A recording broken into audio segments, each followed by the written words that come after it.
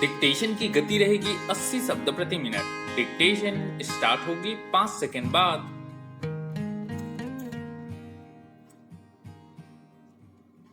प्रधानमंत्री नरेंद्र मोदी द्वारा जम्मू कश्मीर की स्थिति पर विचार विमर्श करने के लिए बुलाई जा रही बैठक बेहद अहम है।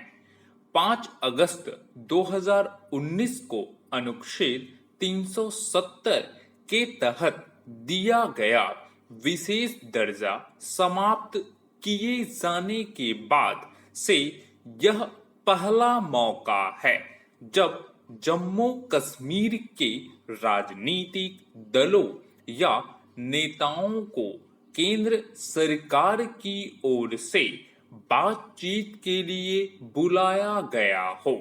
स्वाभाविक ही इस प्रस्तावित बैठक को लेकर राजनीतिक गहमागहमी देखी जा रही है।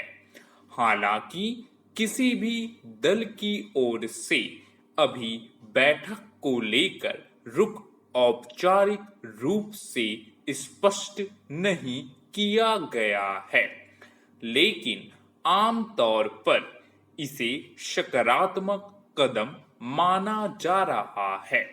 ज्यादातर नेता औपचारिक निमंत्रण मिलने से पहले ही यह स्पष्ट कर चुके हैं कि वे बातचीत के खिलाफ नहीं हैं और अगर उन्हें बुलाया गया तो वे बैठक में शामिल होकर अपनी बात रखना चाहेंगे।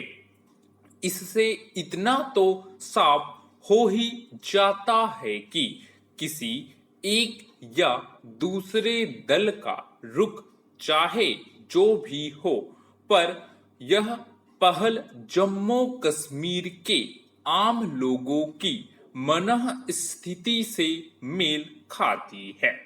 वे चाहते हैं कि राजनीतिक संवाद शुरू हो और लोकतांत्रिक प्रक्रिया आगे बढ़ाई जाए। पैरा जहां तक बैठक के एजेंडे का सवाल है तो अभी औपचारिक तौर पर कुछ भी साफ नहीं है, लेकिन बैठक में बुलाए गए नेताओं के लिए फिलहाल सबसे बड़ा मुद्दा जम्मू कश्मीर को राज्य का दर्जा वापस दिलाना है। स्वाभाविक है कि यह मसला बातचीत में उभरेगा। कुछ पार्टियां अनुच्छेद 370 को फिर से बहाल करने की बात भी कर सकती हैं, लेकिन जो कुछ भी होगा उससे प्रधानमंत्री के साथ इस बैठक में जम्मू कश्मीर के लोगों का मन खुलेगा। यह स्पष्ट होगा कि वे चाहते क्या हैं।